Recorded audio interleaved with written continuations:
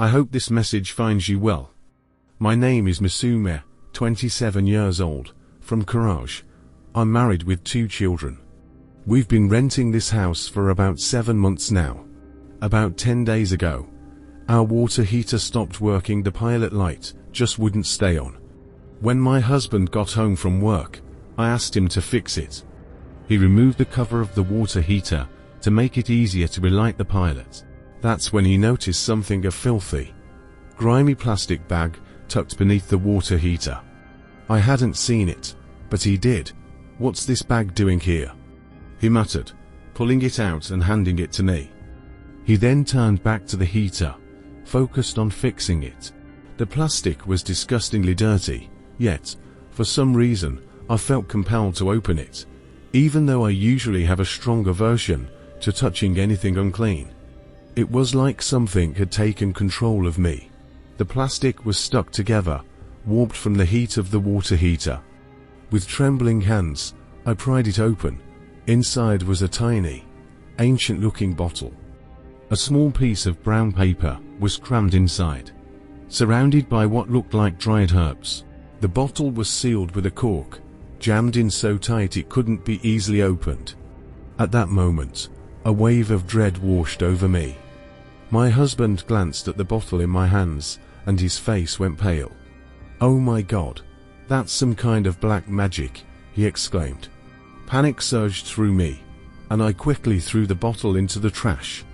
We took out the garbage and dumped it into the bin outside, hoping to rid ourselves of whatever curse it might carry. But from the moment I touched that bottle, our lives turned upside down. I can't even begin to describe the horrors that have haunted us since then. Just thinking about it makes me sick to my stomach. Desperate, I went to see a spiritual healer. They told me it was an incredibly powerful curse, one that had been hidden there for nearly 3 years. It was placed by a previous tenant, intended to drive her husband mad, so she could divorce him.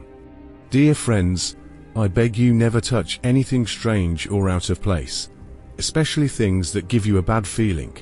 The healer said, if I had used a cloth or gloves, the curse wouldn't have attached itself to me. The haunting of the long-haired girl. This story is from many years ago, and the sheer terror of it has blurred the details in my memory. I only remember fragments, but I told my mother about it at the time, and she witnessed it all. I was in the 2nd grade, around mid-school year, when my grandfather passed away. We travelled to Gillen for the burial. As the men carried the body to the grave, I caught a glimpse of the corpse. But that wasn't the most disturbing part. After the burial, I turned to my mother and said, "Mom, I saw a girl with long hair, her head bowed down." We returned to our city, and soon after, strange things began to happen. I became completely sleepless.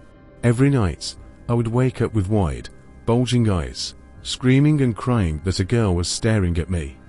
I could describe her in chilling detail. This would go on 4 hours until I would eventually calm down in my mother's arms, but only slightly. I even remember one night when my grandmother was so desperate, she began reciting Quranic verses in my ear. But I, with a voice that wasn't entirely my own, said, "Don't recite, she's reciting too."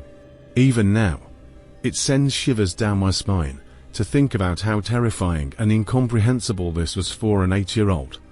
For 2 months, I was trapped in this nightmare. I stopped going to school, falling into a deep depression. Then, one day, the horror reached a new level. The haunting happened again, and this time my grandmother forced me into the bathroom.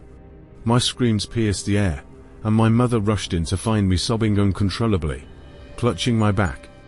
When they checked, a large bruise had appeared on my spine. I've always believed that jinn and demons can't physically touch us, but that moment made me question everything. That night, my mother was terrified. She wrote out Ayatul Kursi from the Quran and placed it inside my pillowcase. I don't know if she did anything else, but to this day, that verse remains in my pillow, and I recite it every night. Since then, nothing quite as terrifying has happened to me, but the nightmares have never left.